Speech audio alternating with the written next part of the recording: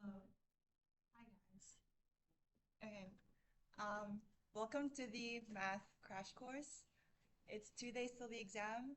So I think the best way to go about it is by answering a past paper question, like an exam, I mean, like an entire exam.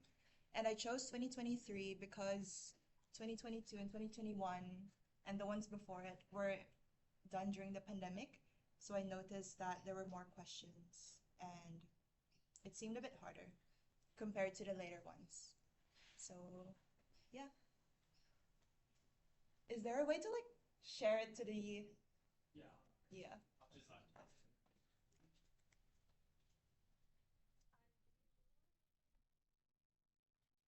Are you speaking in front of me? Boom. Boom. All right. All right.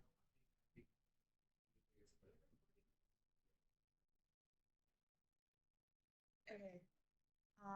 So these are the topics that are going to be assessed during the exam. And I'm going to start by starting with the last question because it seems to be the longest one and the one with the most marks. So I'll go into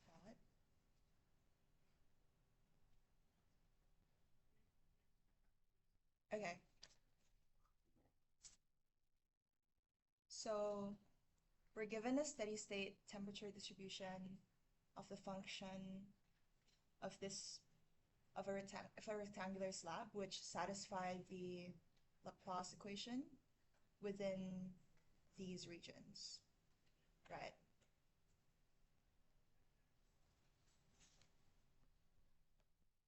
Okay. So it's saying that the three sides of the rectangle. So I guess like the best way to go about it is by drawing a rectangle. Um, but the three sides of it are x is equal to 0, y is equal to 0, and y is equal to pi, and they're kept at u is equal to 0. And x is equal to pi over 10 has a distribution of this function. And so these are our boundary conditions, like constraints, right? Um, so part A asks us to use separation of variables, which is basically this. And separation of variables basically mean that you have to assume that the answer is a simple product. And so a regular equation looks for a number, but a PDE looks for a whole surface or a temperature map across a region. Okay, so again, we'll draw this rectangular slab better. Okay, so we'll label it according to the problem specifications. So it says that the three sides have a temperature of 0 degrees and the other one has this function, right? Which is some specific heat pattern. So our job is to find the formula for the temperature everywhere else inside the slab.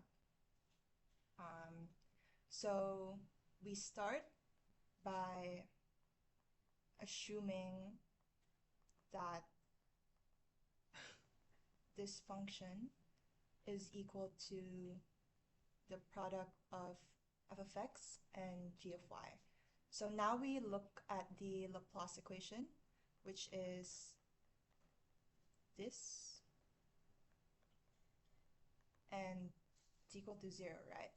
So if we plug in this product onto this equation, we get this.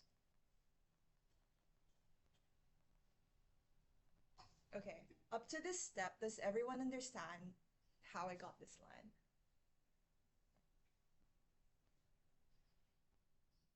I can just, yeah. Okay. So I just like differentiated it twice, right? With respect to x and then with respect to y. And now we have to separate it. So we can bring this onto the other side.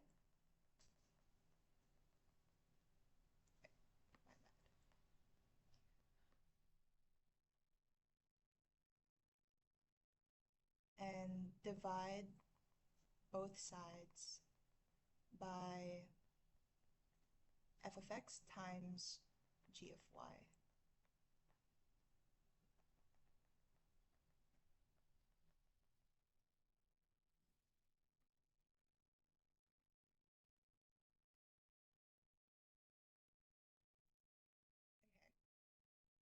So since the left side only depends on x and the right side only depends on y, then they must both equal a constant, k, which gives us two separate equations. So this times this is the first equation, and this times this is the second equation, right? Like, if what I mean by times is if you bring the denominator up here, then those are our two equations. So we get f double prime minus kf is equal to 0, and g double prime plus kg is equal to 0. And if you go back, it satisfies this one. So just beware of the signs. Yeah.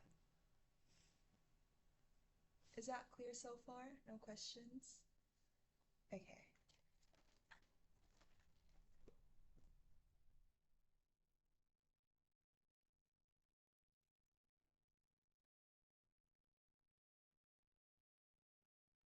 Okay.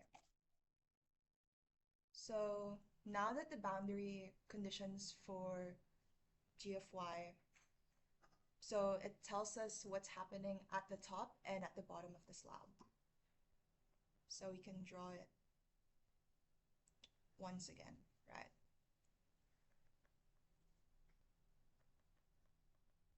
So I'm just drawing it more clearly now, but these were the constraints that we were met with a while ago. I wrote and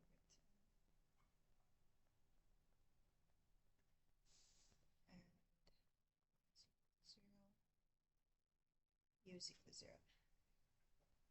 So again, temperature is 0 degrees for the three sides, and then it's whatever this is for the right side. And yeah, and this is y minus y is equal to pi, x is equal to 0, and y is equal to 0. Okay. So since we assume that our solution is u of x comma y is equal to f of x times g of y, we can look at the bottom edge where y is equal to 0. So since y is equal to 0, we do u of x comma 0, which is equal to f of x times g of 0. So you just plug 0 in here, right? And that's equal to 0. So for any value of x, g of 0 must be 0. Similarly, at the top edge here, where y is equal to pi, we do the same thing. We just plug pi into the function of u.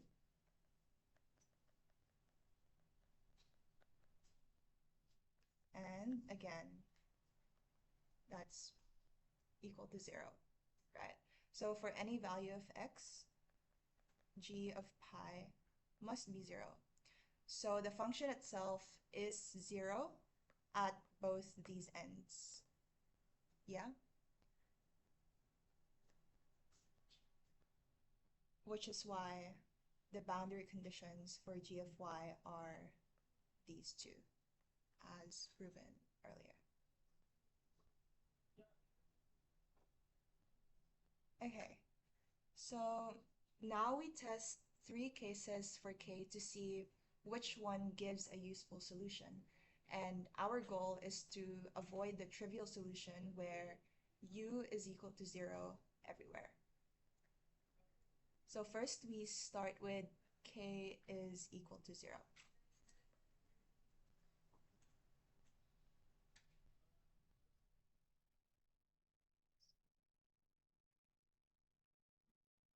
Okay. So this was one of the equations that we got earlier, right? Like from separation of variables. So if k is equal to 0, so like this term goes away,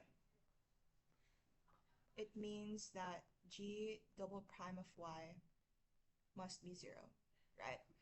And if you integrate it to get the first derivative of g of y, then that's going to be equal to just the constant, right? And so if you integrate it again to get g of y, you get dy plus another constant. Okay, so now we can apply the boundary conditions that we got. So the boundary conditions were g of 0 is equal to a plus, sorry.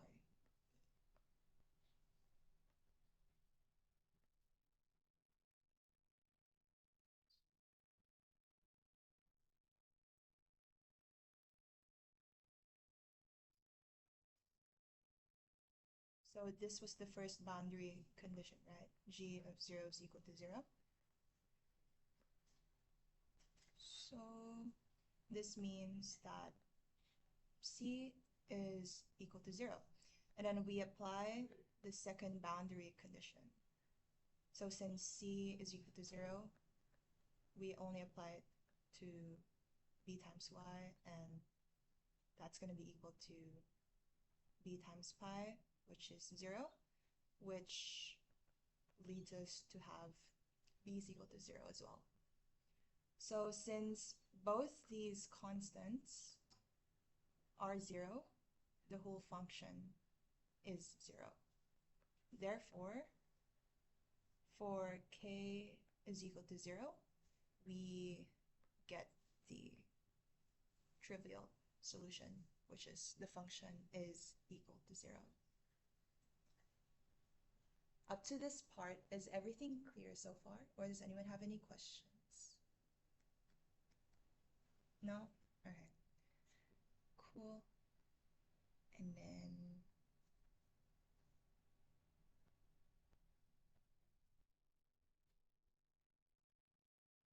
okay. Now we move on to the part where if k is positive, which is why they represented it as omega squared is equal to 0. It's the same thing that we did earlier.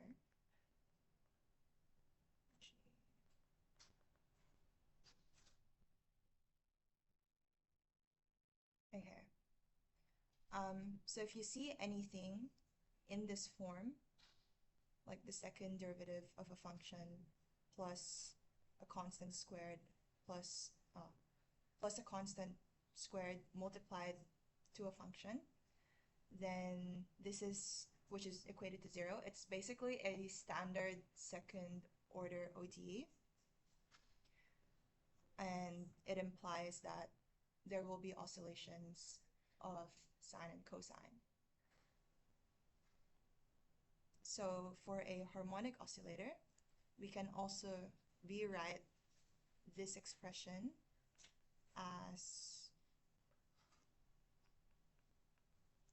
gy is equal to a cosine omega y plus b sine omega y. If you want to see the derivation of this, it comes from the characteristic equation, so just check your lecture notes for that. But anytime that you see anything in this form, you can rewrite it as this, as a solution. Okay, so we apply the boundary conditions again.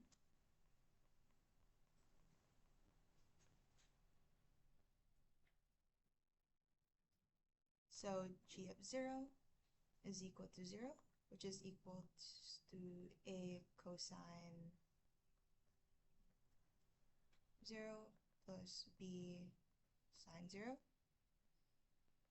This goes away, so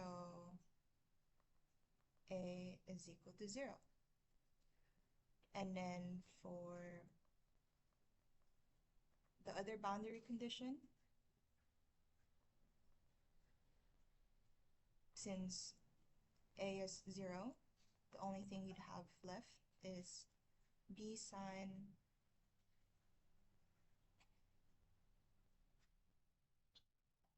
omega pi, which is equal to 0. And b can't be 0, otherwise it will be a trivial solution again. So we set sine omega pi to be 0. And this happens when omega is an integer. So omega can be 1, 2, 3, so on, right? So for the positive case, g of y is equal to b times sine n times y, and n represents any integer, which this is basically a sine wave, which is why this is the correct option.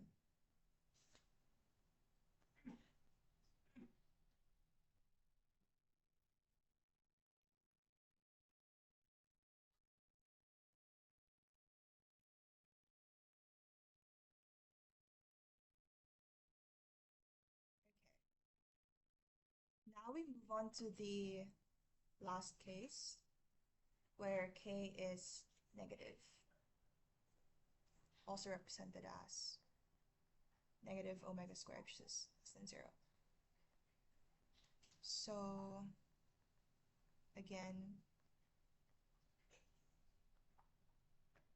this was the equation that we got at the start, right? Except now we replace k with negative omega squared.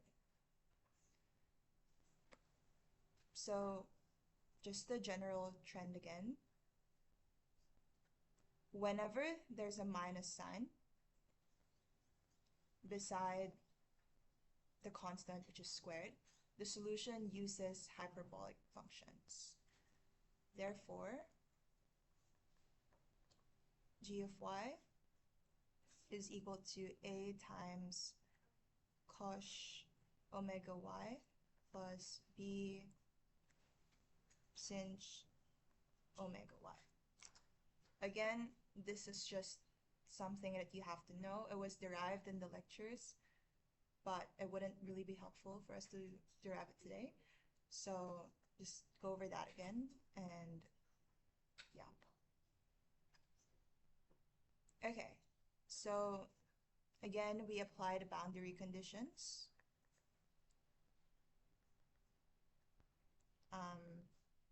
A cos 0 just, sorry. Okay, so this just gives 1, right? If you plug in 0. And then this just goes to 0.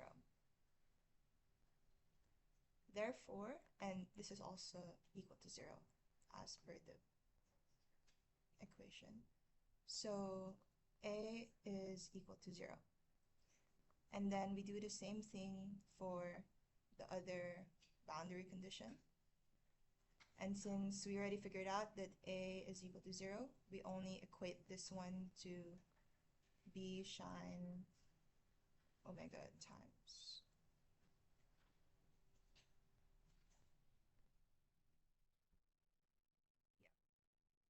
Yeah. And again, it's equal to 0.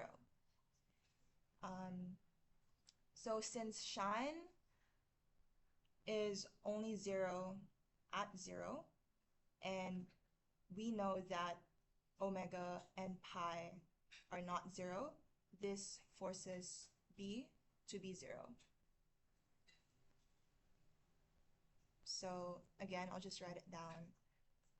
Since omega and pi are not 0,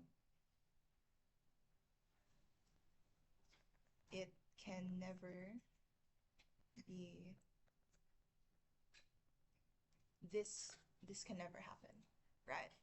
And since this equation is saying that this entire expression needs to be equal to 0, then that forces B to be 0. So again, we see that the negative case gives a trivial solution, which is that the entire function just goes to 0. Okay, so we've learned that from the three cases, only the positive case of K gives a solution, and the others just give a trivial solution, which is 0.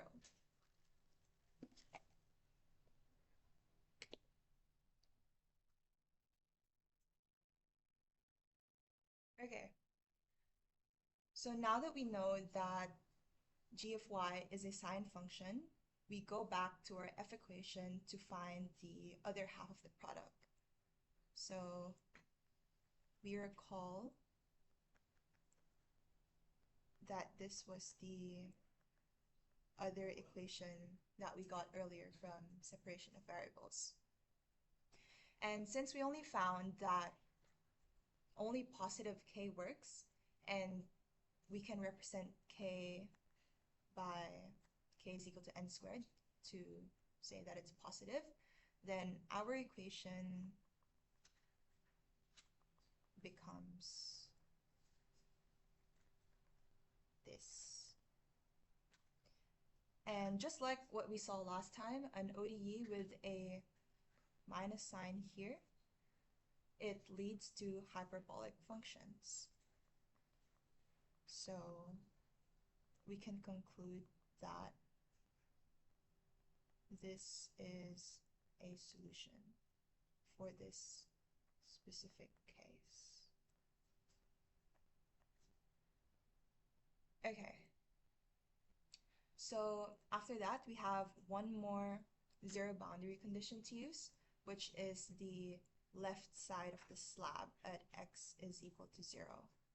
So if you go back to the drawing, I'm talking about this part now of the rectangle.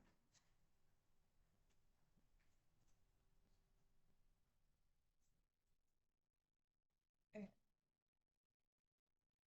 So we just sub that in.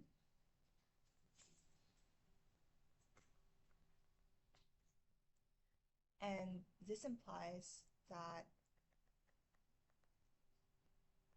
f of 0 is equal to 0. And so if you plug in 0 into this function,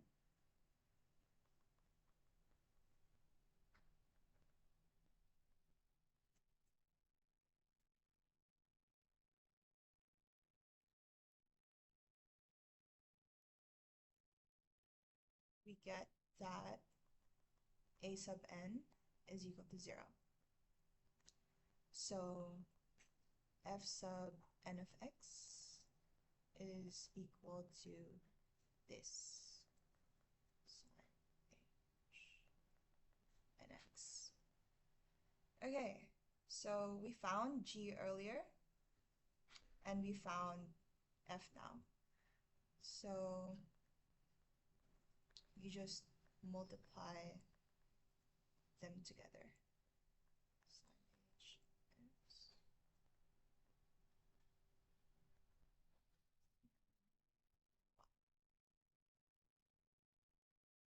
You can simplify these by just representing it with another variable, so c sub n, and just multiply it. And so it was asking to enter the expression, right? Which is why this was the expression entered, because it came from here. Oh, and then about this part, we've just been using the boundary conditions this entire time, right? So this choice wouldn't really make sense.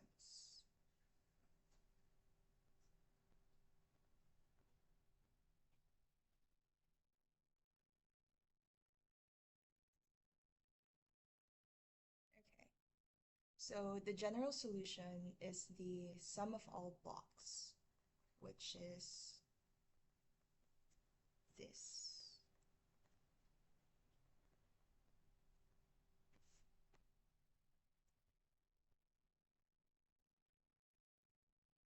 And since all the boundary conditions were 0, there's no base constant, meaning that this is equal to 0, which is determined by the boundary conditions. So, yeah.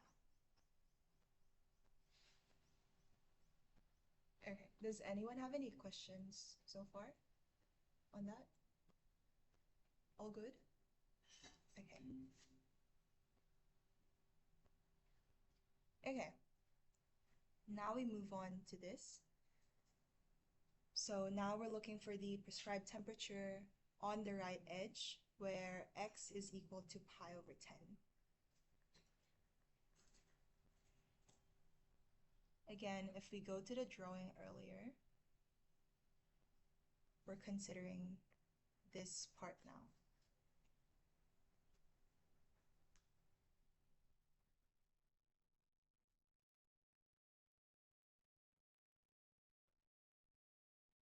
Okay. And this is the distribution of heat, of the temperature. And so if we plug in x is equal to pi over 10, then the sum must equal to h of y, right? So we do that.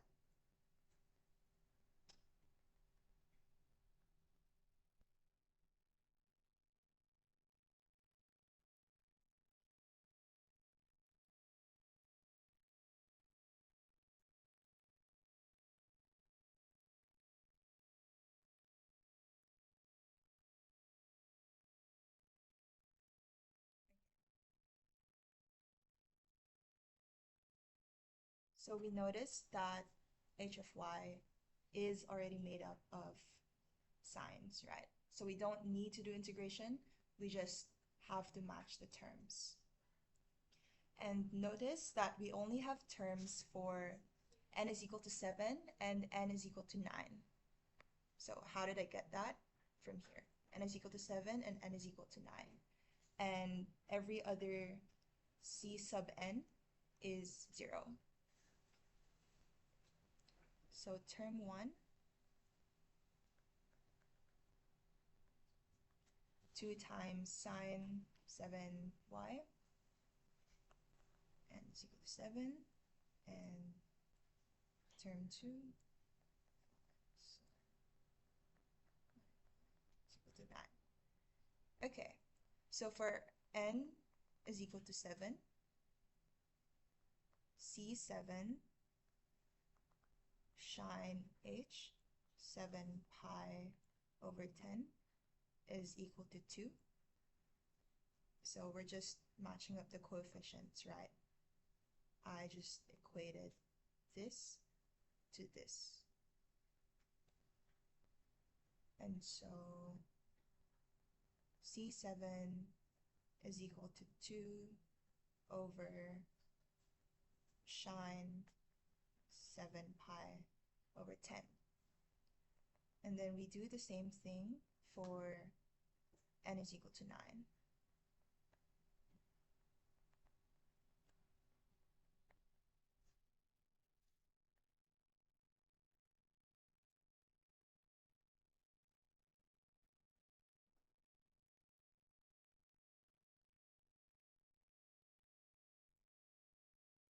Okay, so now we just plug all of that back to the general form, and we have our answer. I'll just write it down.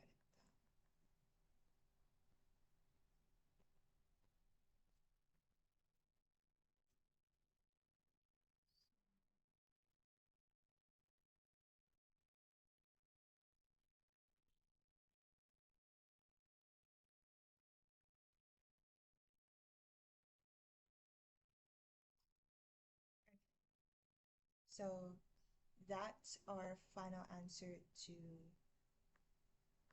this.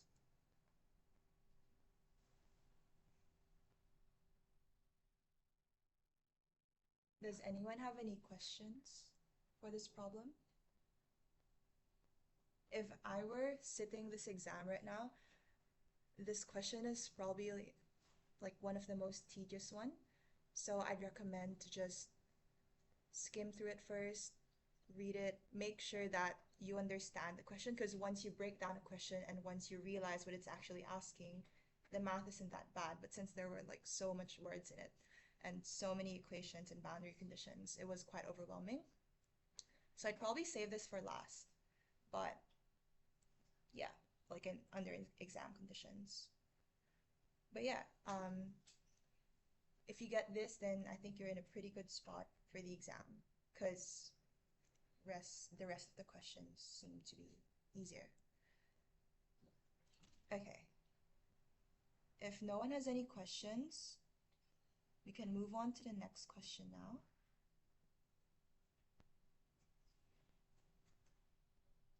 Which is this.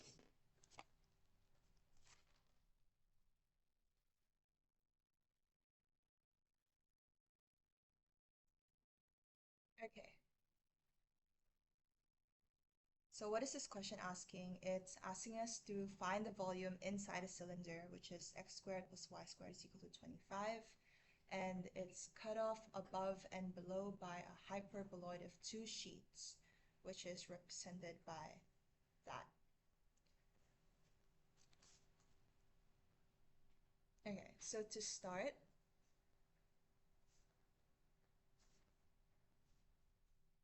in Cartesian form, we know that the volume is equal to this.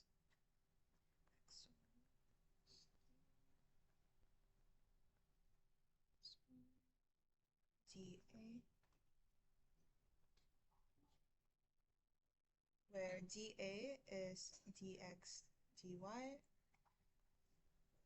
and in polar form, that can be converted to r times dr times do.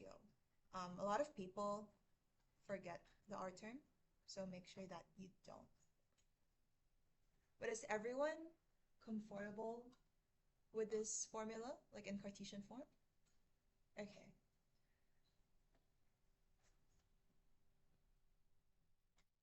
Okay, so basically we have to look for A, B, C, D, the integration limits, right? All right. So the cylinder is our footprint on the xy plane, and we can rewrite this in polar coordinates.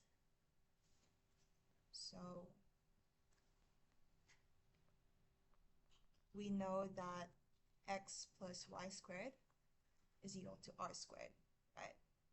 And if we compare that to the given, we can infer that r squared is equal to 25, and so r is equal to plus minus 5. But since it's radius, it cannot be negative, so it's just 5. Okay, and then the hyperboloid of two sheets, which is this, we can imagine it as our roof and our floor. So again, using the polar shortcut, we can rewrite this as z squared is equal to r squared plus 4, because we know that r squared is equal to x squared plus y squared. And so to find z, we just take the square root, which is that. And taking the square root, we get the top surface, which is the positive z, and we get the bottom surface, which is the negative value of z. And to find the volume between two surfaces, a shortcut that we can do is to do top minus bottom, so just subtract it to find the height. And so the height is equal to this. So again, it's just top minus bottom, right? So that's equal to 2 times square root of r squared plus 4.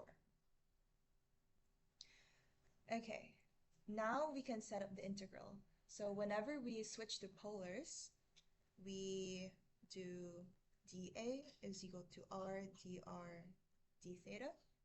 Again, like I said earlier, don't forget the extra r. And we can find the volume by multiplying height times dA and then doing double integration.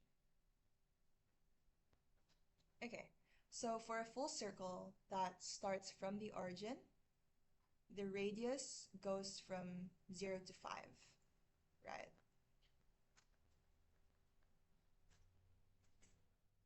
Which means that the bounds would be c is equal to 0, d is equal to 5. So if you imagine a circle, right? This is the radius, 5. So it goes from 0 to 5.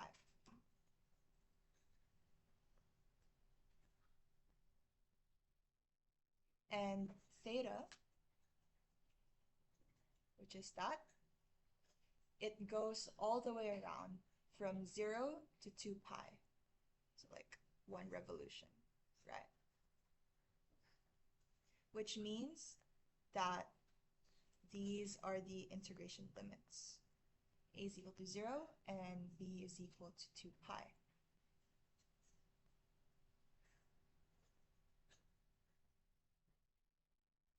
And finally, we take the height and multiply it by r.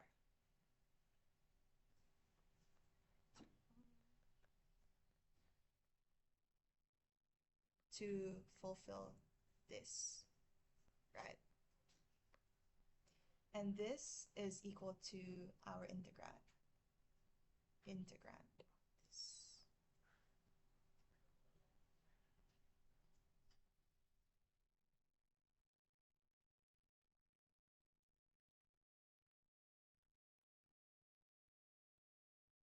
And as you can see, I just matched it up. So CD corresponded to dr, and then AB corresponded to theta.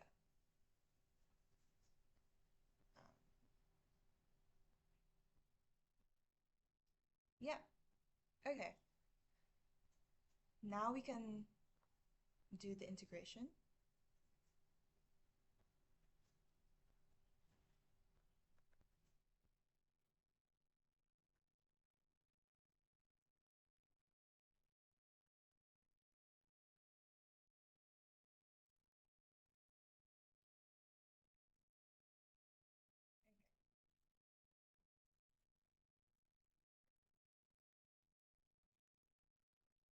this is A, B, C, D, right? And we just plugged in F, which is our integrand. And then I just separated it for it to be easier. And since the theta integral has no theta, it becomes the length of the interval 2 pi. So this just simplifies to that.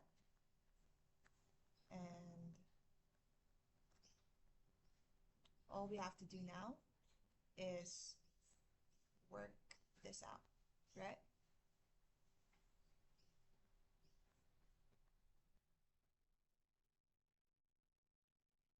So I'm just rewriting it, raised it to 1/2.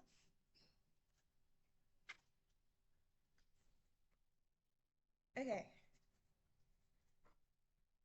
at this stage, you'd notice that the derivative of r squared plus 4 is just 2r, which is why u sub would be the best method for solving this. So we just do that.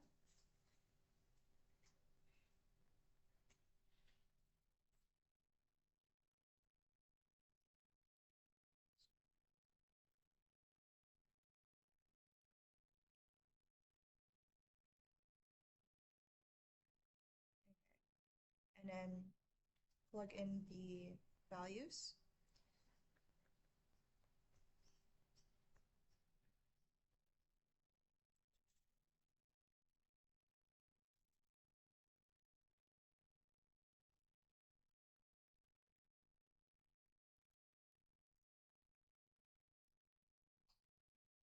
And this is our final answer for the volume. Does everyone agree with that value?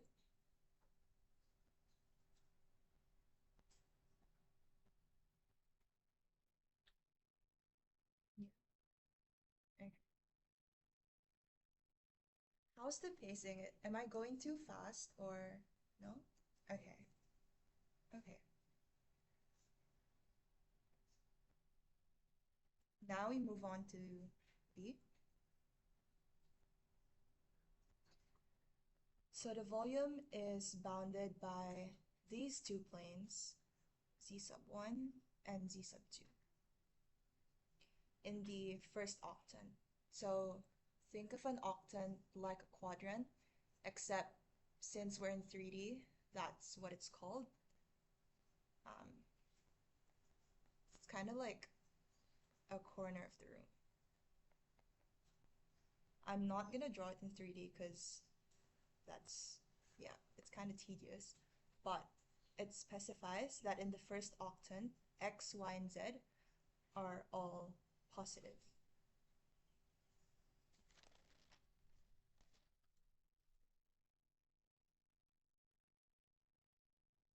Okay. So the volume between two surfaces can be written as this.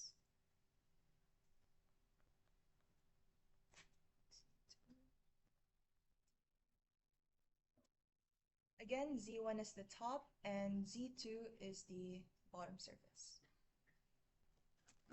So notice that the first plane is always above the second plane in the region where the expressions are positive. So from this and this, you can notice that Z2 is equal to 1/2 of Z1, which is why Z1 is always greater than or equal to Z2, and Z1 is our ceiling and Z2 is our floor. And again, this is the height. So we find the height, which is just half of Z1, right? So this is the height of our volume at any point x, y in the region. And a rough drawing of that would look like this. But obviously we have to find these numbers and we have to find this specific region, which is omega. So we look at where the planes hit the floor, which is equivalent to z is equal to 0. Knowing that, we can equate 6 minus 3x minus 2y to be 0.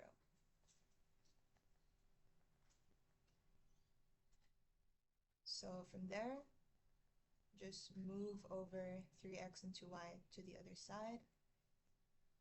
We get this. And this defines the outer region, sorry, the outer edge of our region in the xy plane. And so to be able to draw a clear picture of this, we can set x equal to 0. So y is 3. And if we set y to 0, x is 2. Okay.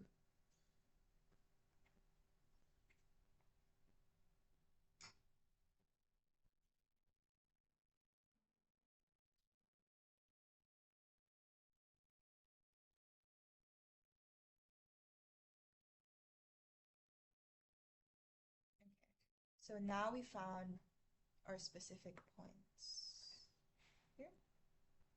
And this is the region that we're looking for. So now we can describe this region with integration limits. And we can first integrate with respect to x, then with respect to y. So when you integrate with respect to x first, imagine moving horizontally across this triangular region for a fixed y. So you move this way.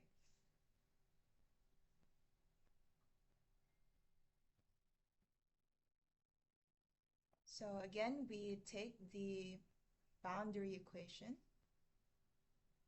and we can solve for x. So we just take this and bring x to one side.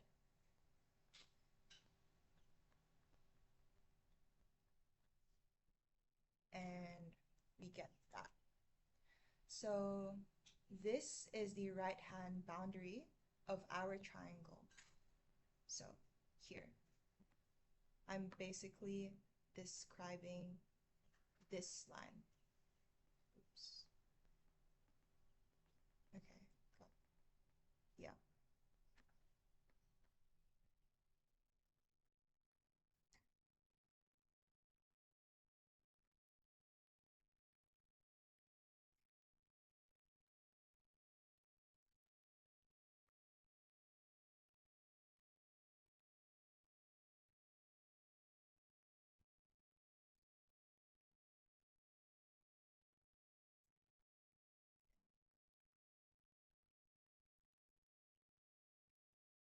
Okay.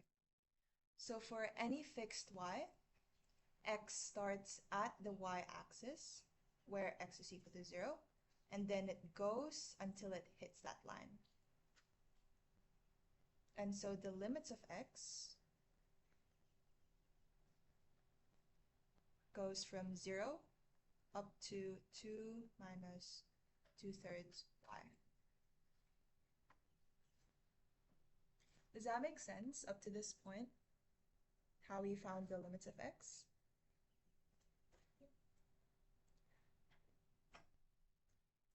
Okay. So to find the y limits, we now have to stack these horizontal strips vertically to cover the entire shape. Okay. So we can see that y starts at the origin and it goes up to the highest point of the triangle, which is 3. Therefore, our y limits go from 0 to 3. Okay, so now we have all the limits that we need, and we can solve for the volume now.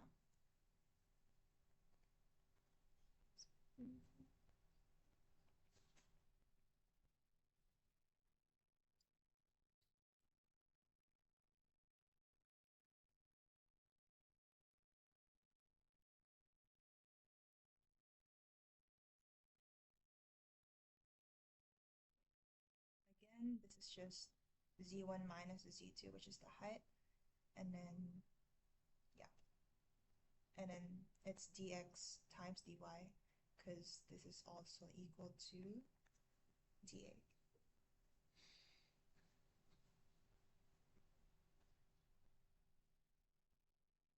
So you just do the math for it,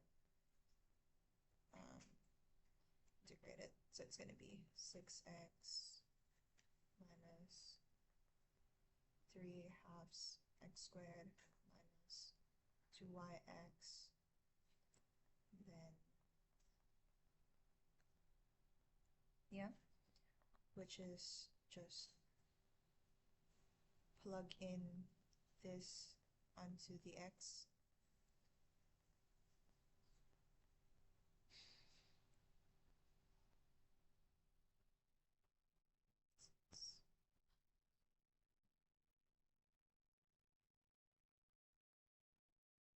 And then once you have that,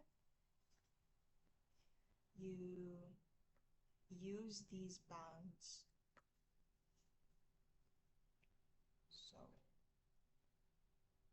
just integrate it. 6y minus 2y squared plus 2/9 y cubed from 0 to 3. And so when you plug in those numbers, you get 6 times 3, 18, minus 9 times 2, 18, plus 6. And the final answer is 3, which is equal to the volume. Yeah.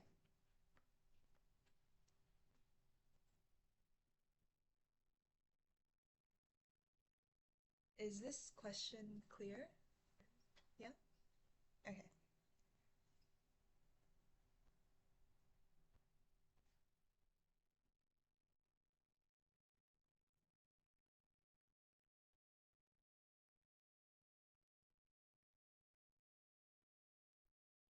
Okay. We can move on to this question now.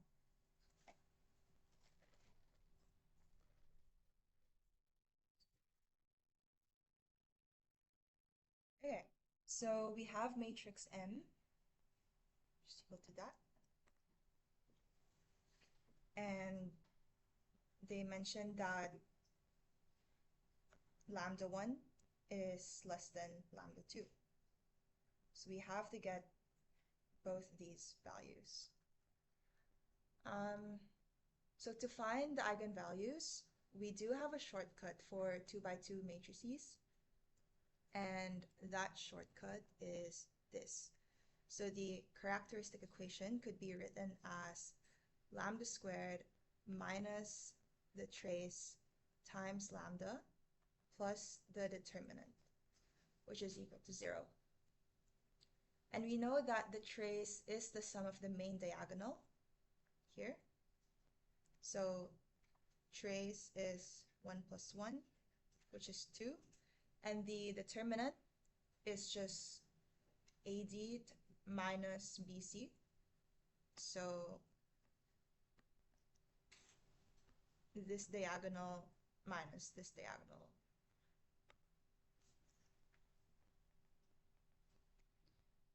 Which is equal to -3. And we just plug in those values. Sorry, 2. Oops. Squared minus.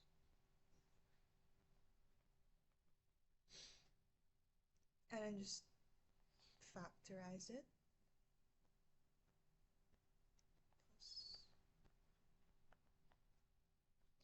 And since lambda1 is less than lambda2, lambda1 must be -1 and lambda2 must be 3.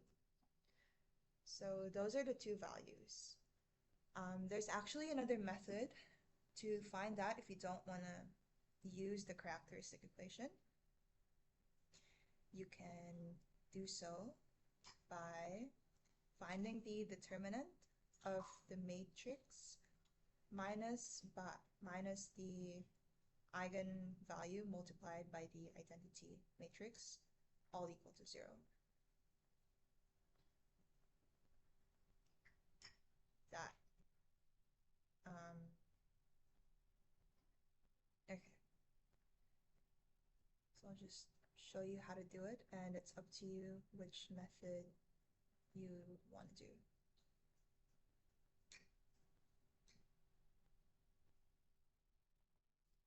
So this is just matrix M, and this is the identity matrix multiplied by lambda. Then 4.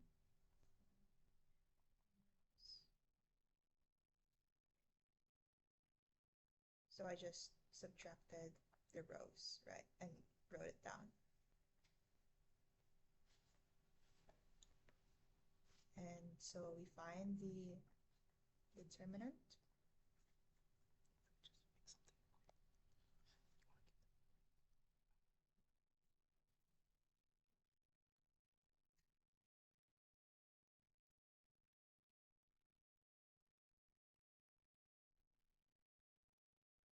So you get that, right? And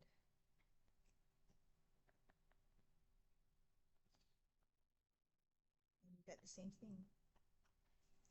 3 and -1. Okay. So now we solve the initial value problem, which is that entire mess.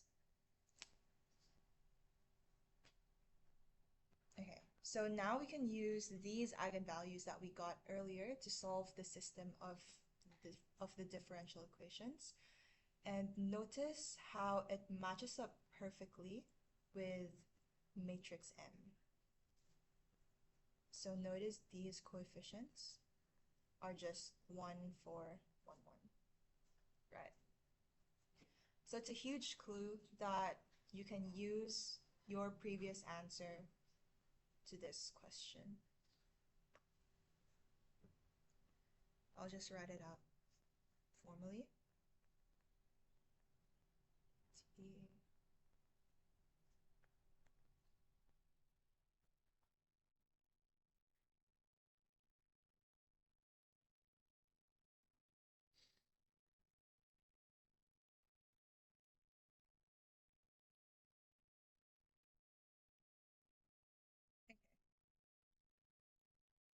And the general solution for a system with distinct eigenvalues is as follows.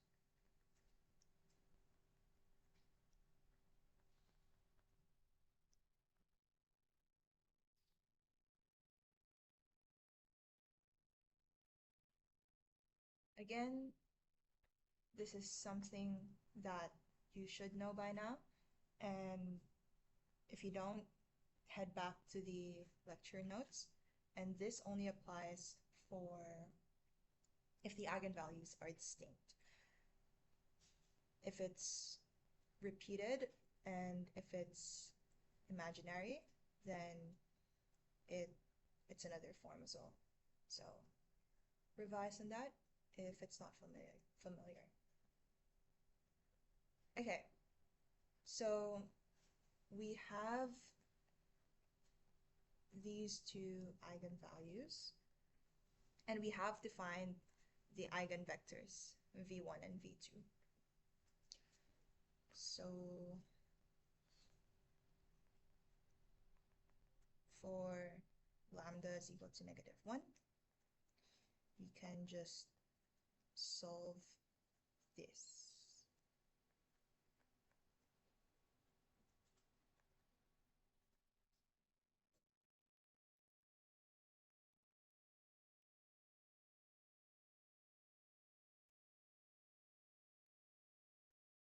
So a shortcut is you just add 1 to the diagonal because of this, right? So that's just 2, 4, 1, 2. V1, 2, 0. Okay. So we don't need to do full row reduction. We can just use one row. So I'll be using this row.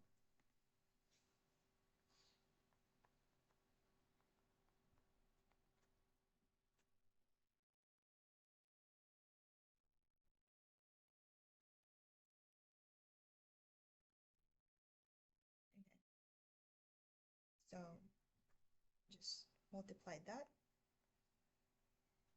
and equated it to 0. And I transferred this to the other side. So now that we have this, we can just choose the easiest value. So if v11 is equal to 1, then v12 must be -2, right? So that means our first eigenvector is 1, -2. Okay, I actually have another shortcut for this. So for a 2 by 2 matrix, after you do this step, if one row is AB, then a possible eigenvector is B minus A. Right? So a while ago, this was A, this was B. And if we follow this shortcut, this is B and this is minus A.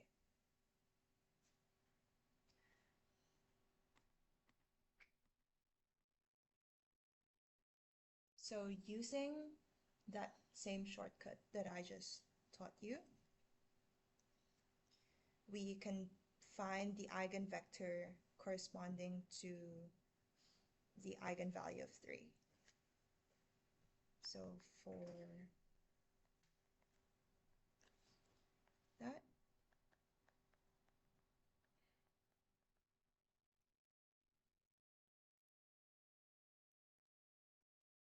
okay, so you just subtract 3 from the diagonal.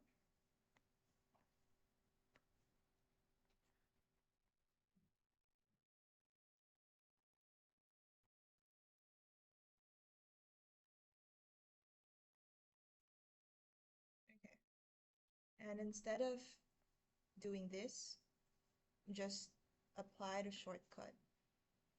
So the corresponding eigenvector is B. This is B, right?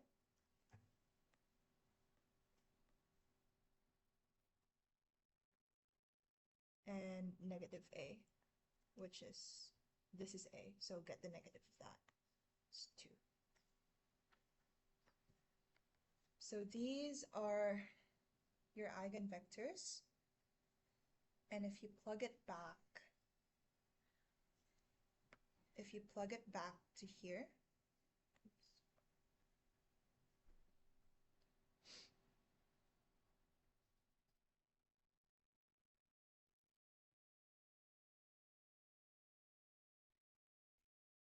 this is what we get. So 1 t.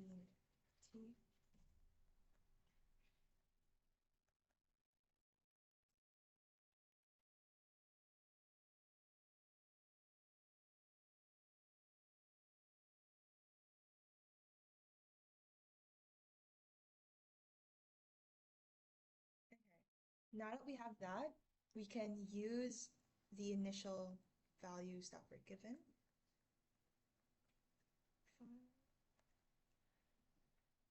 So you just apply those initial conditions.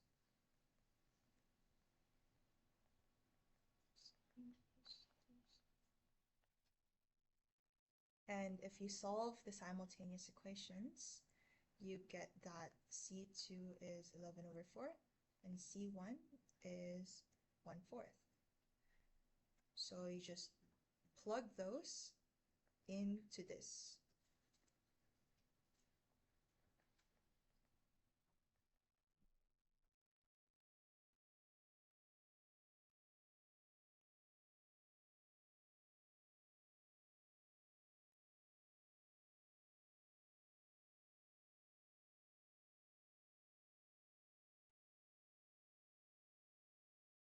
Okay, so that's our final answer for A.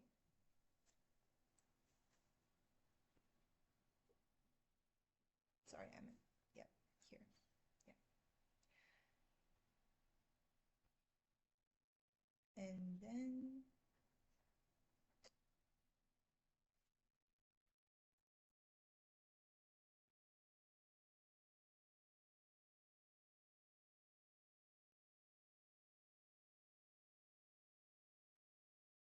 okay, so after the Laplace transform, we get this, and we're tasked to find out what A and B is.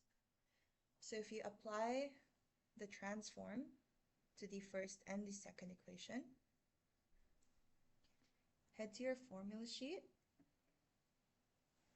and find which one is the most useful for the problem. Since there was a first derivative, I would use this from the table.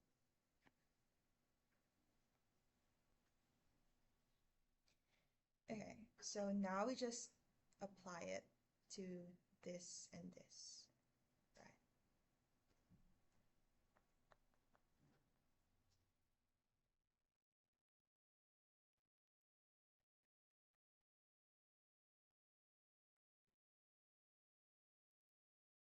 So this is just the initial condition, and this is, yeah, I just applied it to here.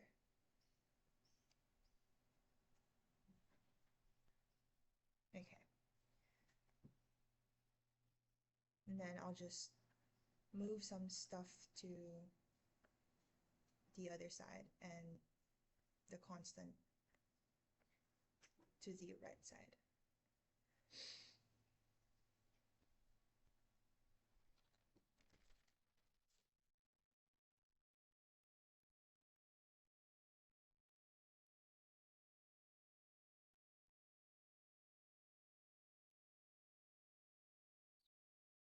And we do the same thing for this.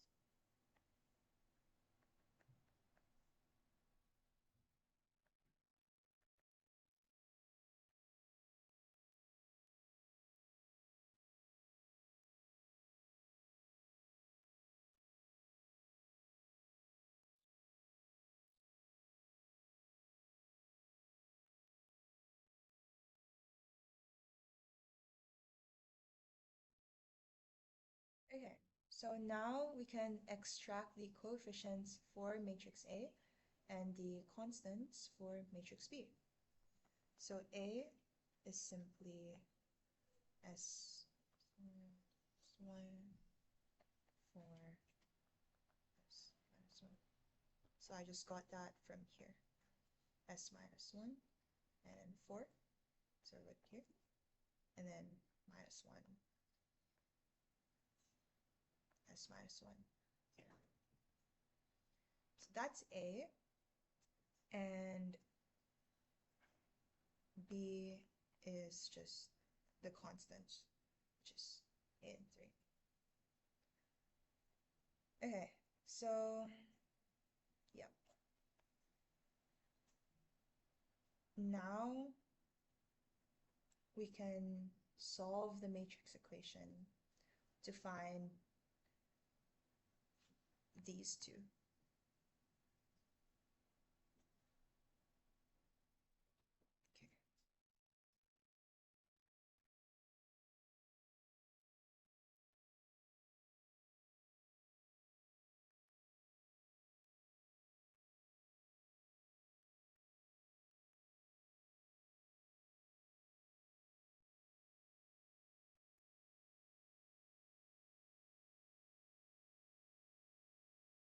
Okay. Okay. So there's multiple ways to approach this, right? Like you could do elimination, substitution, which would be really long. So I would recommend to use Cramer's rule because it's very systemic. Okay, so what is this rule? First, you have to find the determinant of this matrix. So the determinant can be written as follows.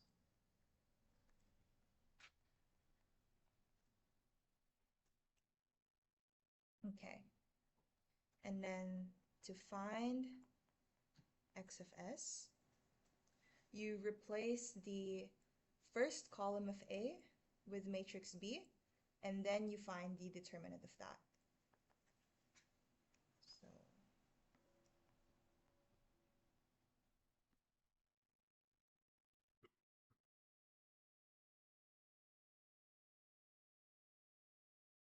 you replace the first column of A, you replace that with 8, 3, and then retain.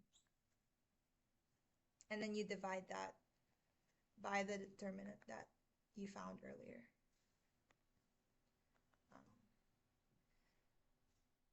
So you just do the math.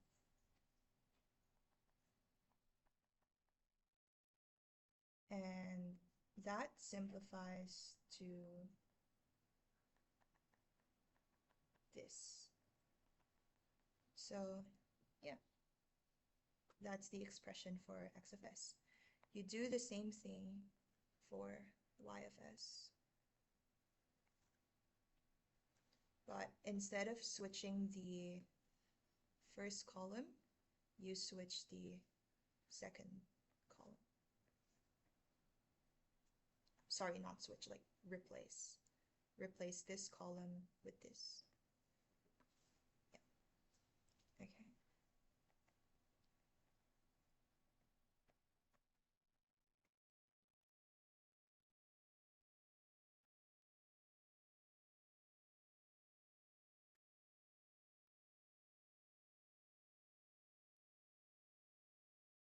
And then just simplify.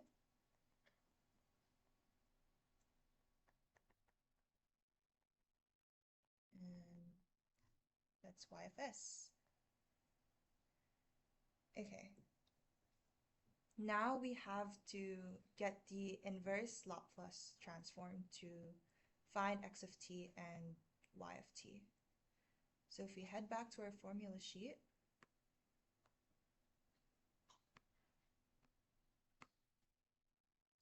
this and this would probably be the most useful based on what we have right now. Because notice the denominator, that's basically s squared plus omega squared, right? And then we can do something with the numerator to match these terms, omega and s, respectively. This would also be really useful since there's a shift, right? So the normal formula is s squared, but we're dealing with s minus 1 squared, which means that there's a shift and we need to add this exponent. Okay.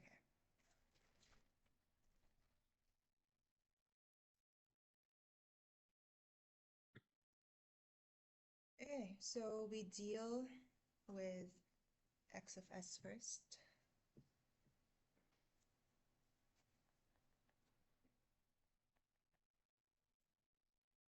Okay, so for the numerator, we have 8s minus 5. And the goal is to have an s minus 1 on the numerator. So we have to do something about the numerator in order to get s minus 1 at the top, right? So since we have 8s minus 5, I'll start by doing that. And how do we make negative 5 from negative 8? We'd have to add 3, correct? So that this is equivalent to this. And once you have that, you can simplify it further so that when you use your table, it would be pretty obvious like which one you need to use. So I simplify further by just separating 8s minus 8 and 3.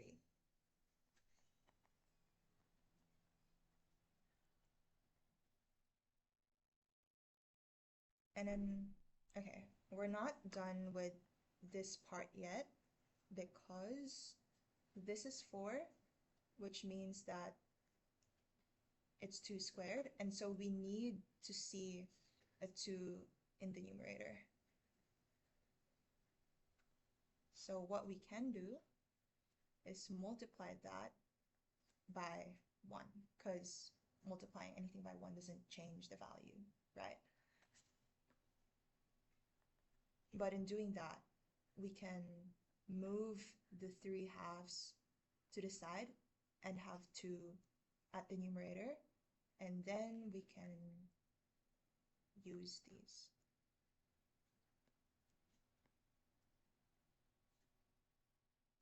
Okay.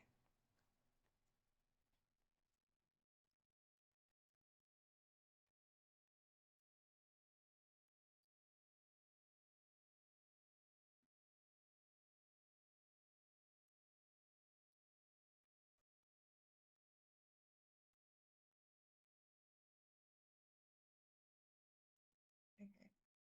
So we just use the table now.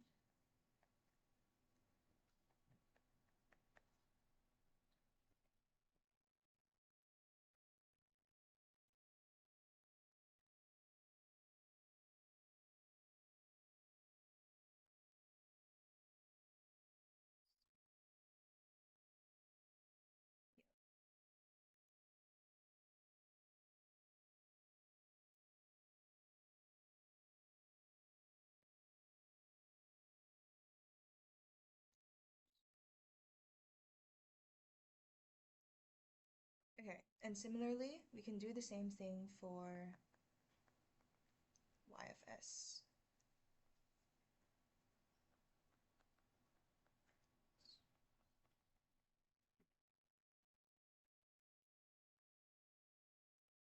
Again, we need s minus 1 to appear at the top. And then simplify it further.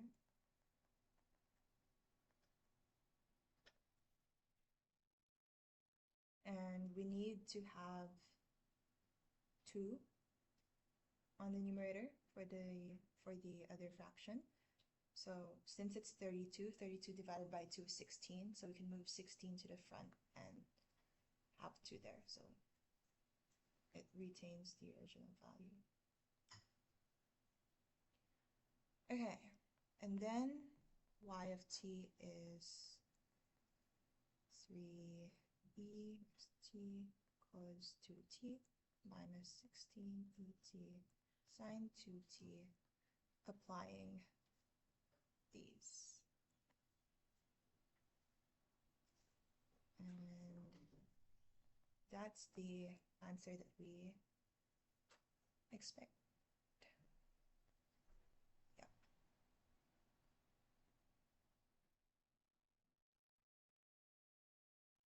Okay. Does anyone have any questions with that problem? If not, I think we can have a 5-minute break.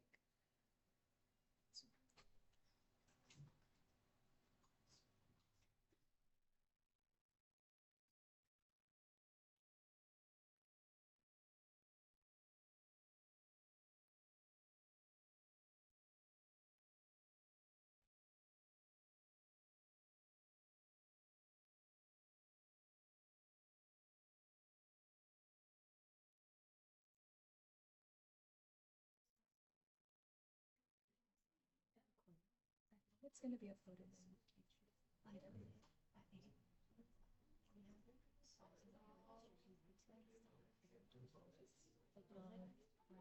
I think due to most recent years, so like 2025 new questions, 2024, and then this paper, since like we're going through it right now, maybe after the crash course, you can do the timed one. So like how much you retain from today and try it out yourself. And then if you finish those, that's great. You can probably do like 2022, 2021. But the thing is, those exams are designed to be harder because it was during the pandemic and people were online and you can, yeah.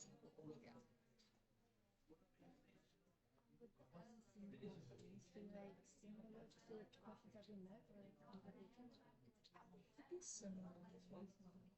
But also, I'm a student at this, so like I'm not 100% sure. I'm second. Yeah, I'm doing it.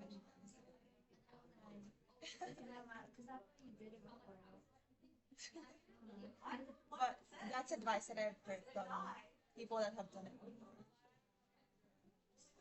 And the unseen is like 60%. No, the scene is 2/3, unseen is 1/3. Okay, so like 60-ish. Yeah. Yeah. So as long as you like grind it, it should be. Okay. But has it been helpful? Yeah. That's been helpful, yeah. Um, Oh, thank you.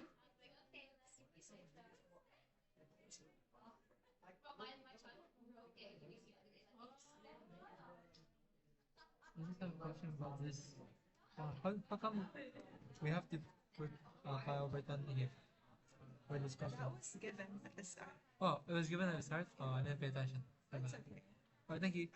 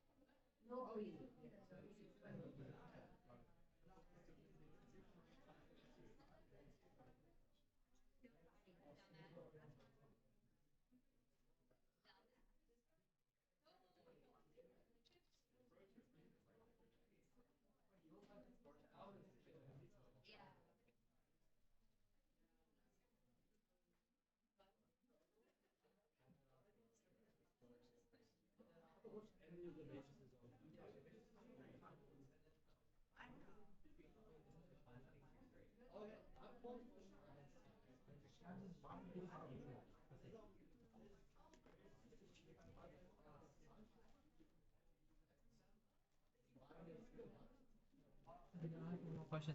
Do you think the exams kept on being easier? Because like when I did the exam bank questions for 2021, this one feels much easier compared to the Does because the earlier ones, yeah. like 21, 22, Hmm? and 19, is 19. No, no, there's only from 2021 to 2025. Yeah. So the ones 21, 22, Yeah, they're done during the pandemic. that's So it should be harder. alright. But the ones now, yeah, Alright, should be okay. it should be. And if you notice, it had like more questions as well. Yeah, it's much harder. I think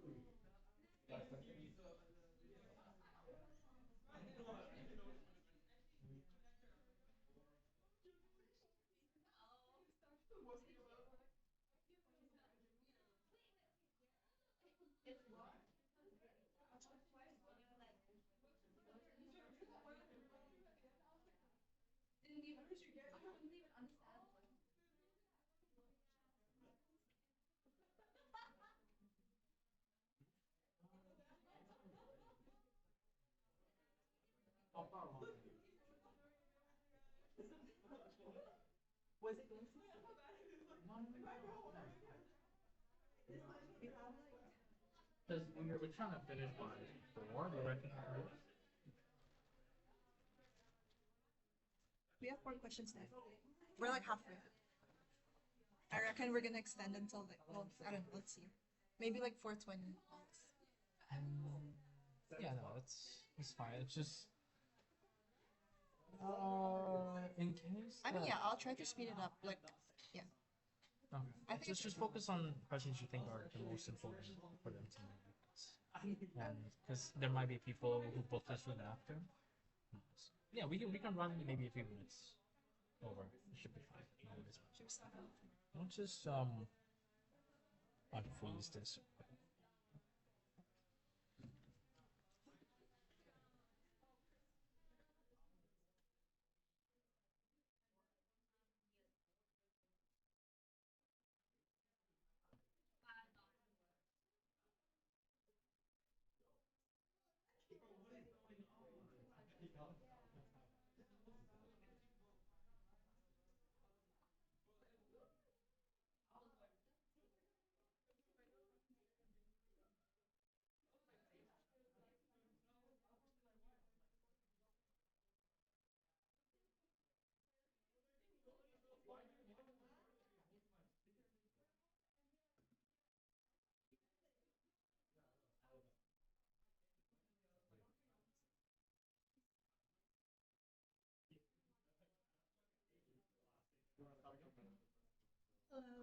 Are we ready to start now?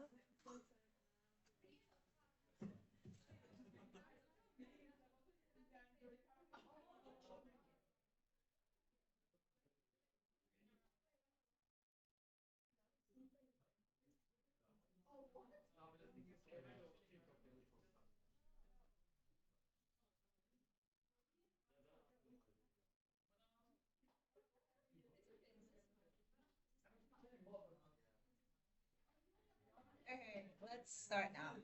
We're almost there. It's like 4 questions left, so we'll try to speed it up. I guess. I don't know. How about fun?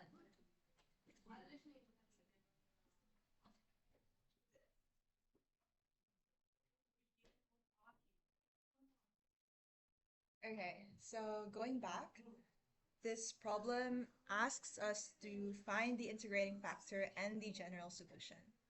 So the standard format for a first order linear ODE is as follows.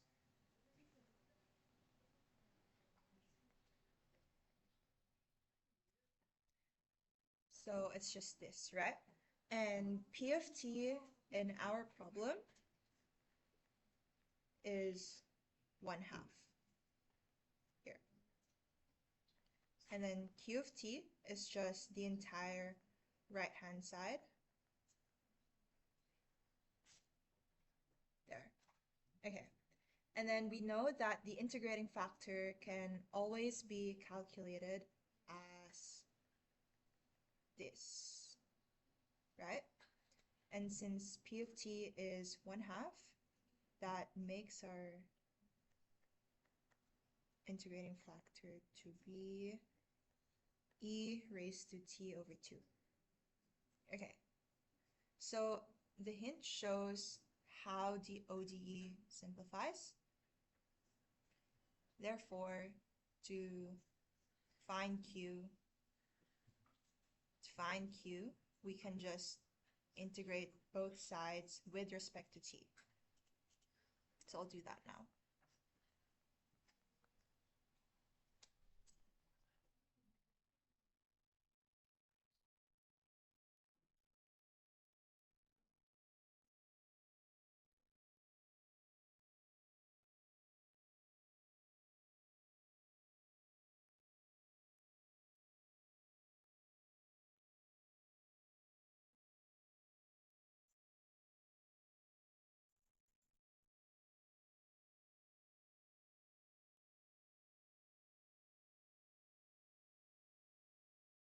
So I just replaced everything, like all the variables that we know so far.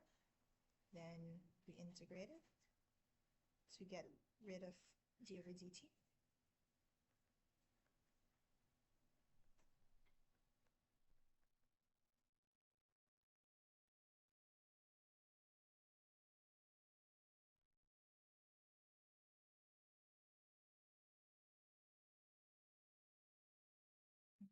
And then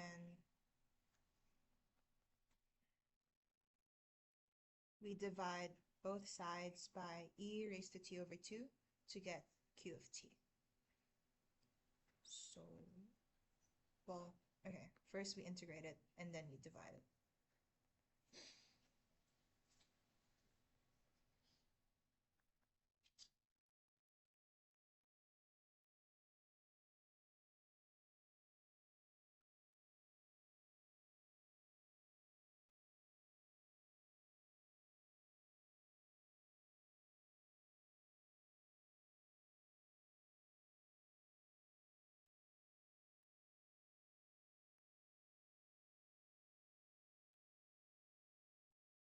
And just don't forget to add the constant of integration, c.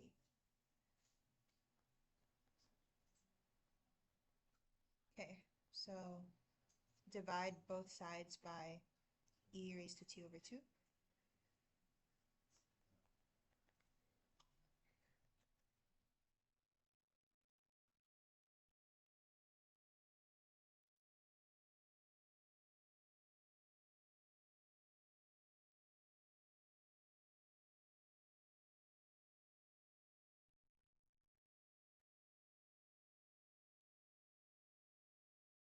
And since we're dividing by e raised to t over 2, I just placed it as a negative exponent here. Okay, now we use the initial condition. So q of 0 is equal to 0. Cos 0 goes to 1, and sine 0 goes to 0.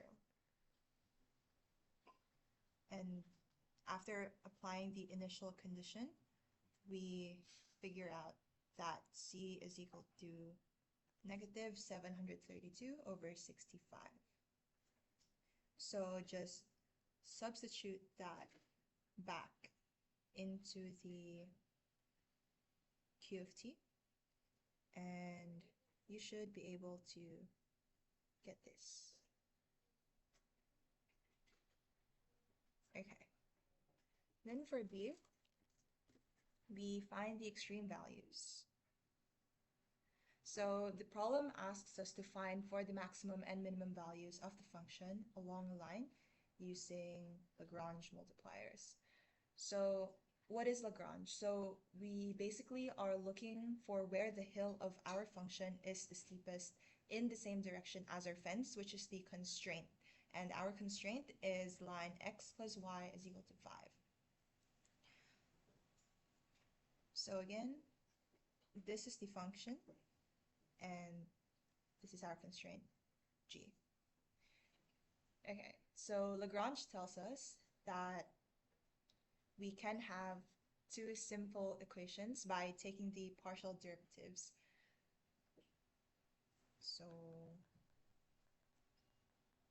Lagrange can be written as that. And first we compute for the gradient of f. And we do that by taking the partial derivative of x and then the partial derivative of y. So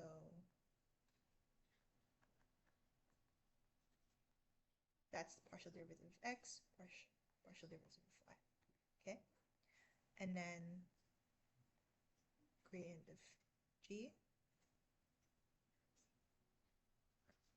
it's just 1 for both, right? Because x plus y is equal to 5.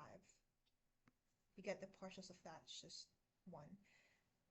So once you have that, you can apply the Lagrange condition and equate it. And so figure out that that's equal to pi, and that's also equal to pi. Sorry, not pi, lambda. So since they're both equal,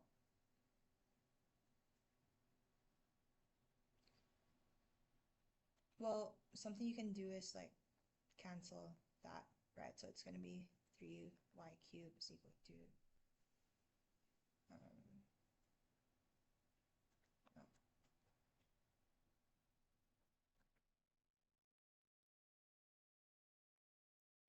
It's going to look something like that, and you get y is equal to x.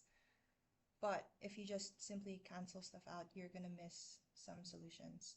So the safe practice is to move the terms into one side equated to 0 and then solve from there.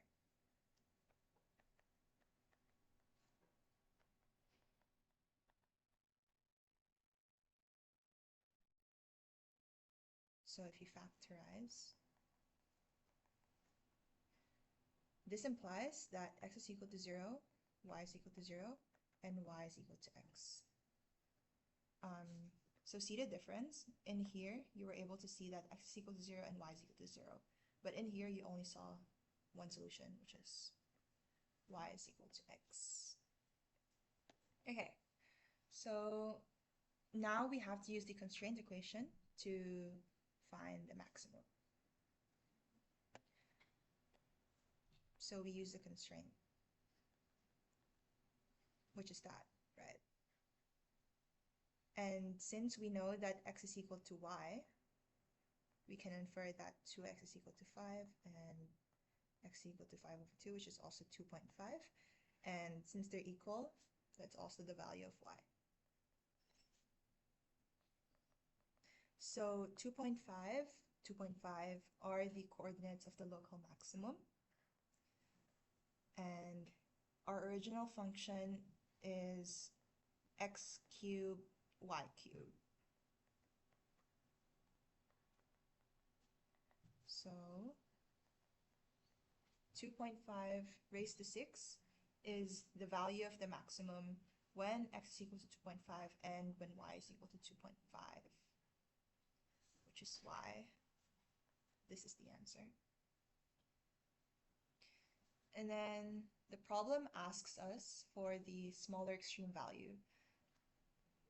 So since any point where x and y and 0 lies in our line and it makes the function 0, then the minimum or the smaller extreme value is simply 0, which is why f is equal to 0 and the minimum occurs when x is equal to y is equal to 0. Okay, do we have any questions with that problem?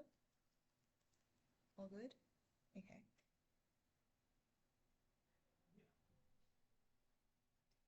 Okay, now we can move on to this.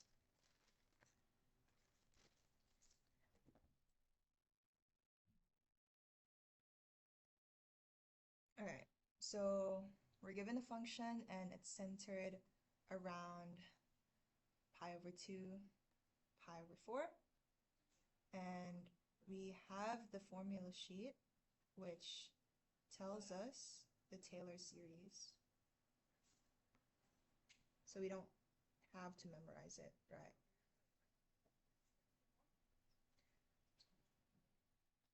Okay.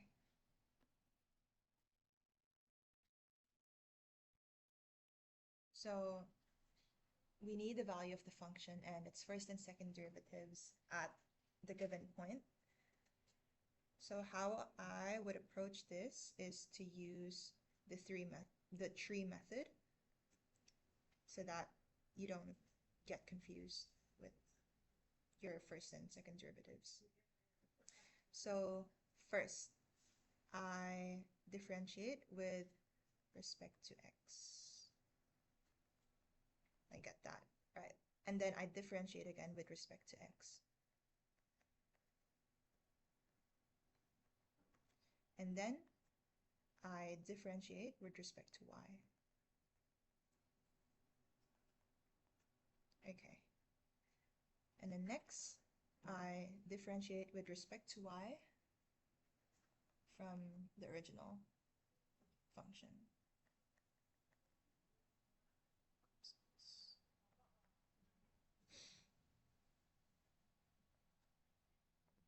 And then I differentiate with respect to y once again.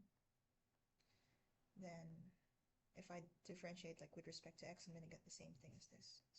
So don't need to write that. Okay. So now we just have to evaluate them using the points that we have. So we start with our original function.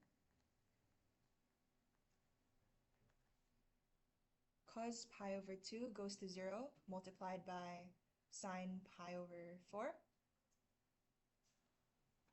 which is equal to 0 because cos pi over 2 goes to 0. Okay, next for our function first derivative with respect to x, it's going to be this one. So negative sine pi over 2 times sine pi over 4. That's just equal to negative square root of 2 over 2. And then same for fy.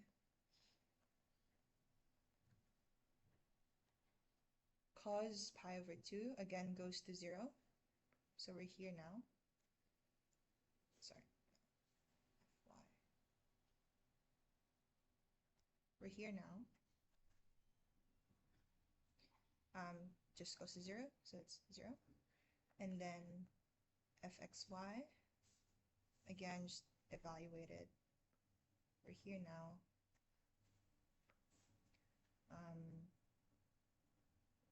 It's going to be equal to negative square root of 2 over 2. Then with respect to x twice, so we're here now in this part of the tree, and that's going to be equal to 0 because cos pi over 2 just goes to 0.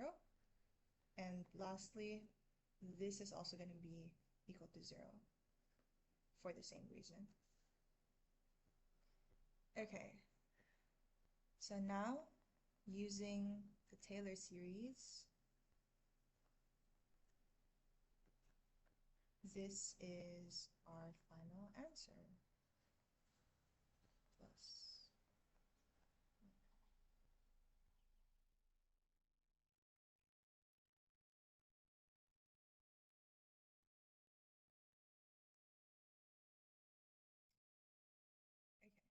yeah, so that's A.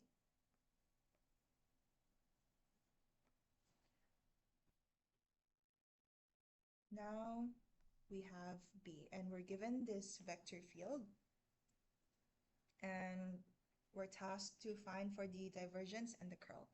So just to recap, divergence is a scalar, which is just a measure of how much the field spreads out. And you can find that by taking the partials of each variable. So you just take partial of x raised to 5, y raised to 5, and this.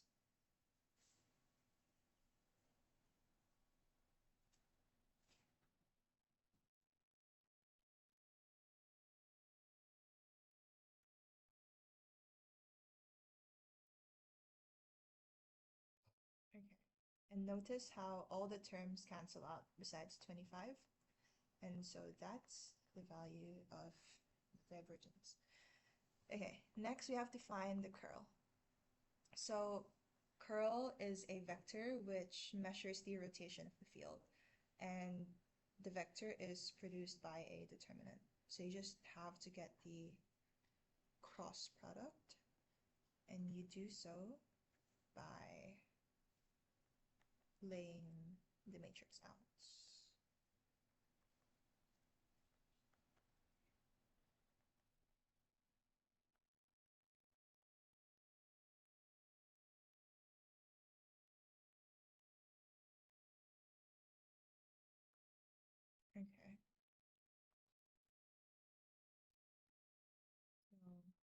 Find I, J, K. Don't forget that the signs are alternating.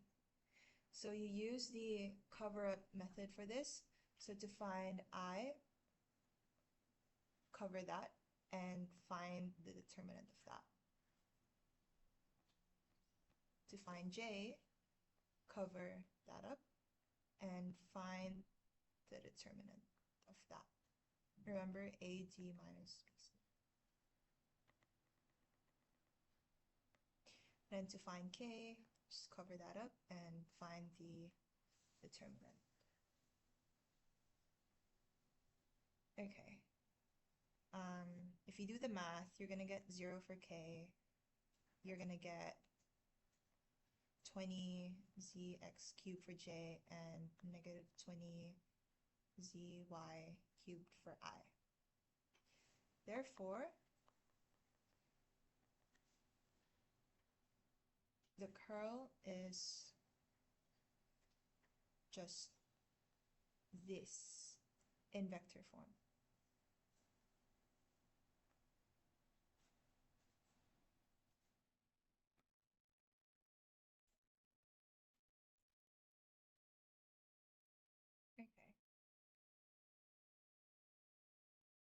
Okay, any questions with that problem? All good? Okay.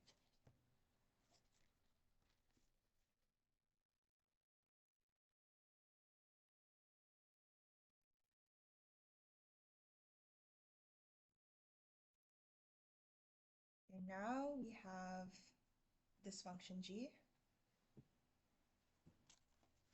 and it's said to extend in an even manner.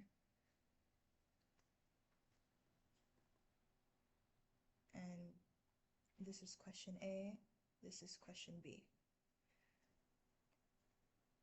If it's problems like these, I like to visualize it. So I would start with question B of this problem.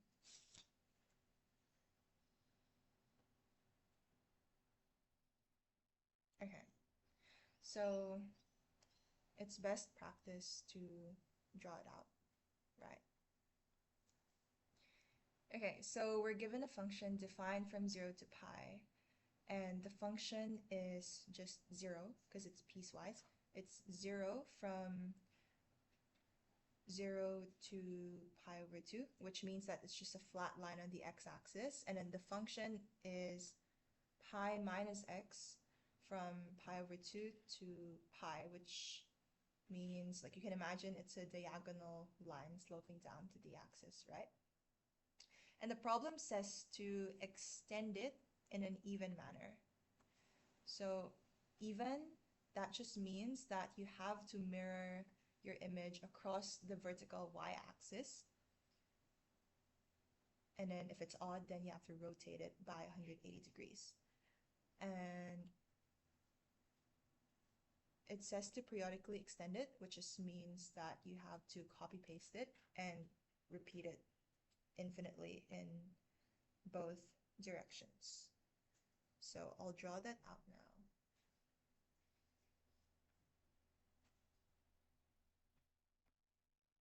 Okay. So from 0 to pi over 2, it's just 0. And then from pi over 2 to pi, it's pi minus x. So it's just like that. And then you mirror that to the left side. And so you get that. And then you repeat it because you periodically extend it. So you just that. Yeah, so you get the gist of it, right? And from here, pi.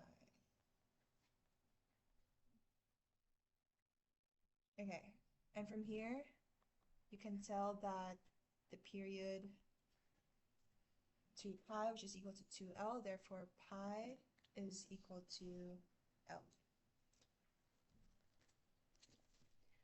So if you look at the options for B, it's only this option that is 0 at this point, and it, yeah, like it basically matches my drawing, right?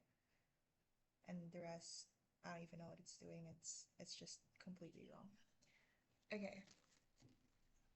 So now we can do problem A.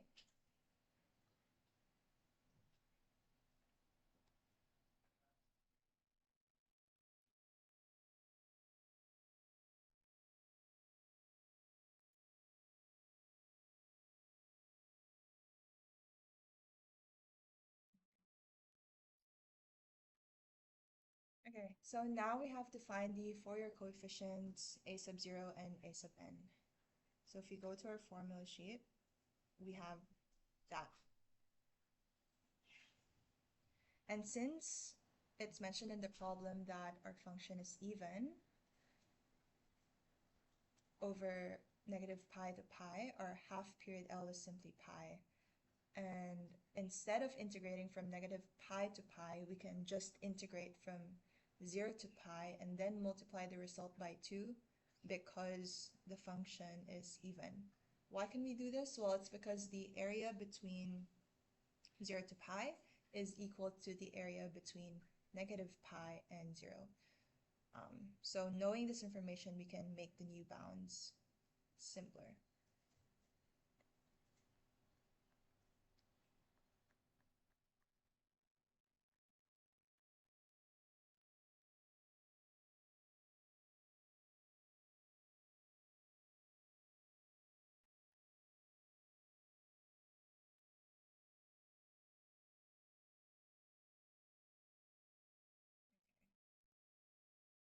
So now that we have that, we can get a sub 0. And since it's 0 from 0 to pi over 2, like in that interval, that part vanishes, and we only need to integrate pi minus x, which has bounds of pi over 2 and pi. Okay, so if you do the math for that, we don't have much time anymore, so I'm not going to go through it, but you would get pi squared over 8, and then just don't forget to multiply it by 1 over pi. And so a sub 0 is pi over 8. Okay, and then now we have to find an. Again, since L is equal to pi and it's an even function, we can write a sub n as follows.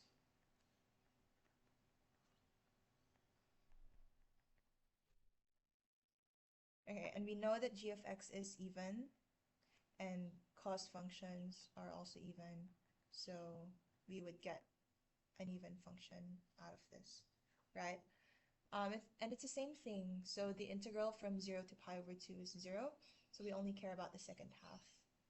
Therefore, a sub n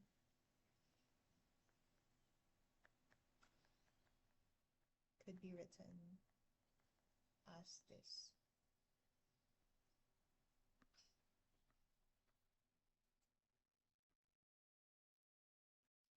Okay, now that we have that, we have to do the integration, but it's harder than the first one because there's a trig function and an algebraic function. Right, so we have to use integration by parts, and to save you some time, I do have a shortcut for integration by parts. So I call it the DI method. Okay, so D means to differentiate it with respect to x. So you take the algebraic component, you write it here, and you differentiate it until you get 0. So pi minus x, differentiate it with respect to x, you get negative 1. Negative 1, differentiate it, you get 0. So you stop there. And then for the I column, you take the trig part and you write it down here. And then you integrate it until you reach this row where it's 0.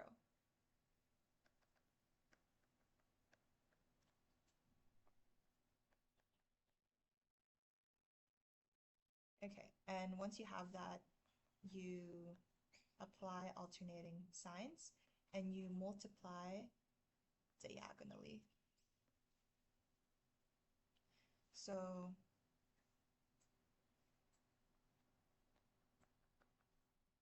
cos n x. Okay, so that's just equal to pi minus x multiplied by sine nx over n, and then you subtract it with -1 times minus cosine nx over nx squared.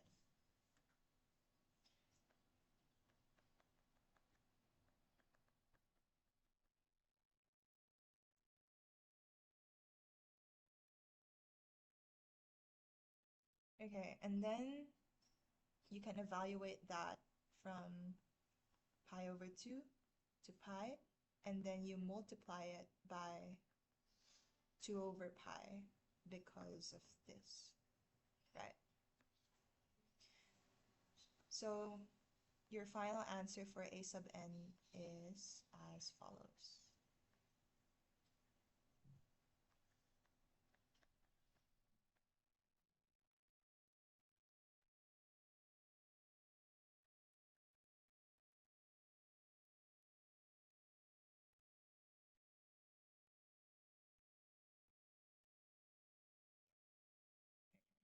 Quite messy, but you can also simplify cosine n pi to -1 raised to n. Okay, and you can refer to this table if you want to understand even and odd symmetry more. I don't think we're touching on half wave. It's not that relevant to this course.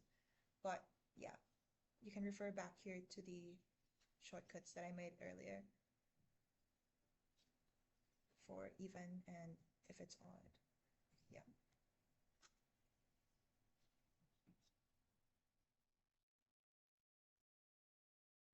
Okay, we're finally down to our last question. If does anyone have any questions for the problem for this? Okay, I'm assuming not.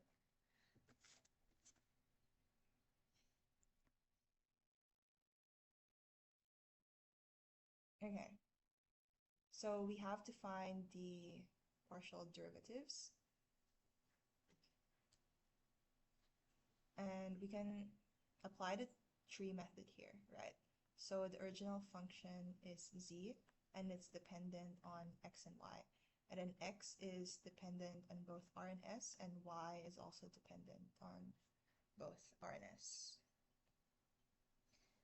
And then to get a, I would just substitute y is equal to 7r minus 8s to our original function, and substitute x is equal to 3r plus 3s to, again, our original function. So once you do the substitution, you differentiate it with respect to r once and then twice, and then differentiate it with respect to s once and then twice.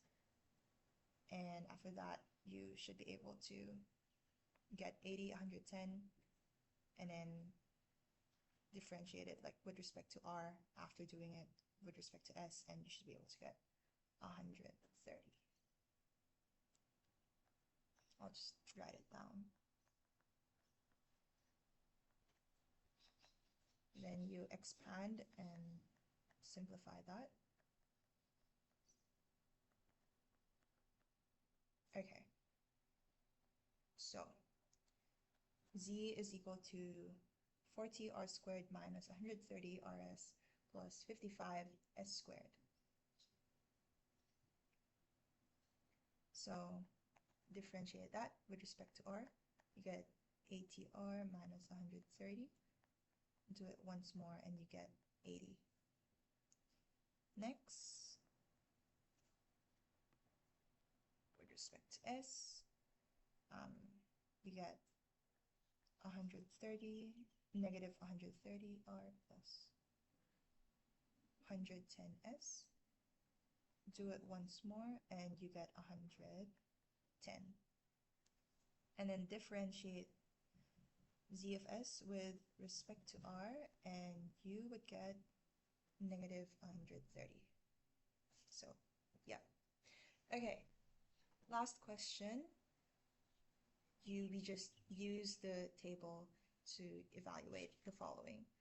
So this is forward Laplace and this is inverse Laplace.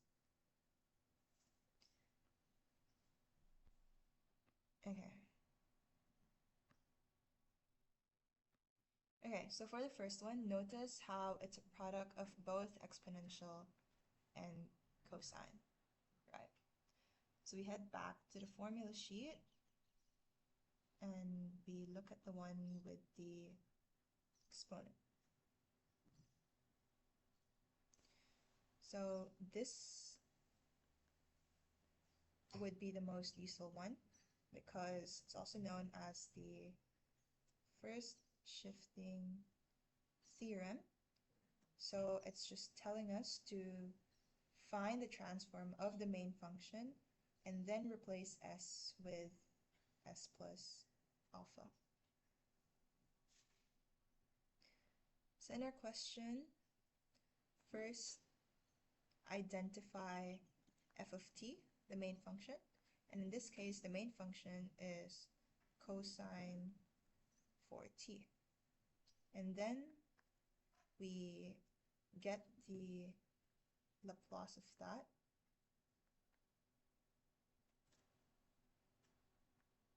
Right? So omega is 4.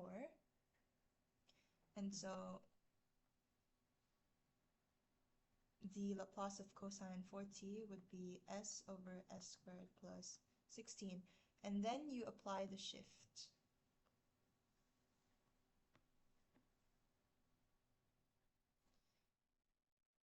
So it's given that e is raised to t over 3, which means that alpha is equal to 1/3, right? So you just substitute s with s minus 1 over 3, and that should be your answer.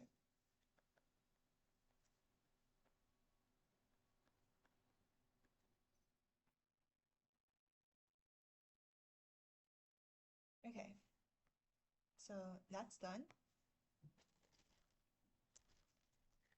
Next, we have to get the inverse.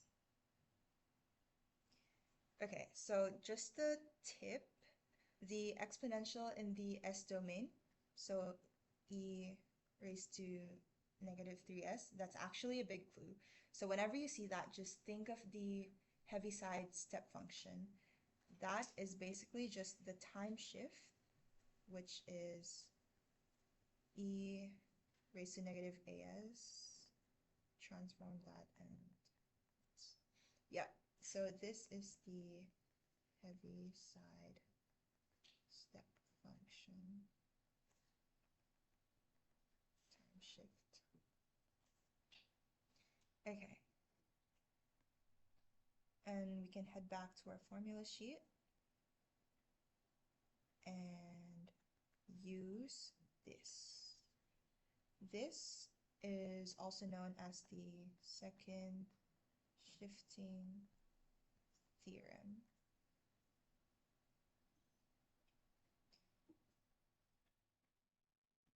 Okay, so similar method as earlier, we can identify a. In this case, a is equal to 3, right? From e raised to negative 3s. And then you identify f of t. So we can see that f of s is just this.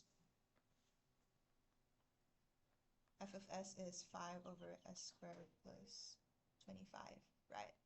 And from the formula sheet, you can use this because it has omega on top, which means that could be a constant on top, right? Therefore, f of t is equal to sine 5t. And once you have that, we're almost done. You just have to apply the shift because of the e raised to negative 3s. So you just replace t with t minus 3, and then you multiply by the heavy side step function. So this would be your final answer. T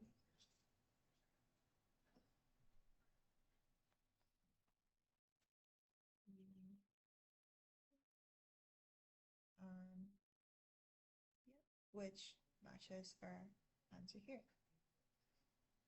Okay, does anyone have any questions for that problem or anything that we did this entire crash course? No questions? Okay, well, that leads us to the end of this crash course. Thank you so much for coming, and I hope it helped, and good luck for the exam in 2 days.